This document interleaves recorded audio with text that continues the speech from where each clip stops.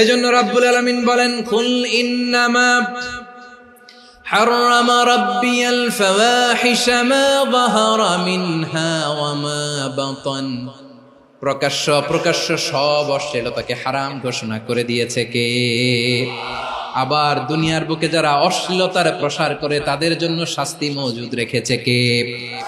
রাব্বুল আলামিন বলেন, ইন্নাল্লাযীনা ইউহিব্বুনা আন তাশিআল ফাহিশাতু ফিল্লাযীনা আমানু লাহুম আযাবুন আলীমুন ফিদ দুনিয়া ওয়াল আখিরাতি ওয়াল্লাহু ইয়ালামু ওয়া আনতুম লা তা'লামুন।